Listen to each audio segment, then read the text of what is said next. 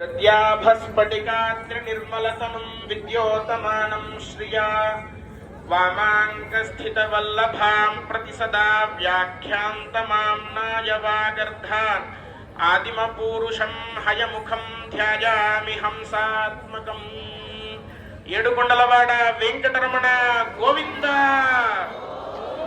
ఆపద్బాంధవ గోవింద.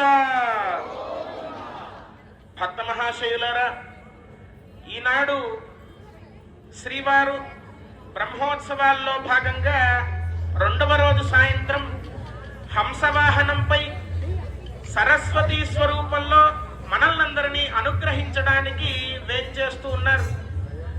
ప్రతి జీవి కూడా పుట్టినప్పటి నుంచి ఎన్నో విధములైనటువంటి కర్మలను చేస్తూ ఉంటుంది అజ్ఞానంతో.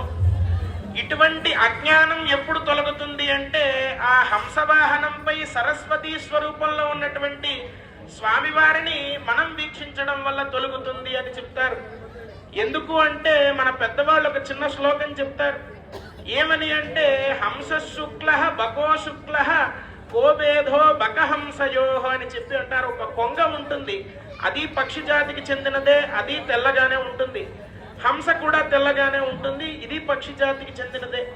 కానీ వీటి రెండిటి మధ్య భేదం ఏమిటి అంటే, నీరక్షీర వివేకేతు హంసో హంస బకో బకః అని చెప్పి అన్నారు. అంటే హంస ముందు మనం ఒక పాత్రలో పాలుని నీటిని కలిపి పెడితే పాలుని నీటిని వేరు చేయగలిగినటువంటి సామర్థ్యం హంసకు మాత్రమే ఉన్నదట. అటువంటి రాజహంసపై స్వామివారు ఈనాడు కొలువు తీరి చదువుల తల్లిగా మనందరికీ జ్ఞానాన్ని ప్రసాదించడానికై వేంచేస్తూ ఉన్నారు. అటువంటి పరమాత్మను మనం ఏమని ప్రార్థించాలి అంటే, దేహో దేవాలయ ప్రోక్తో జీవో దేవసనాతనః త్యజేద్ అజ్ఞాన నిర్మాల్యం సోహంభావేన పూజయేత్ అని చెప్పి అంటారు.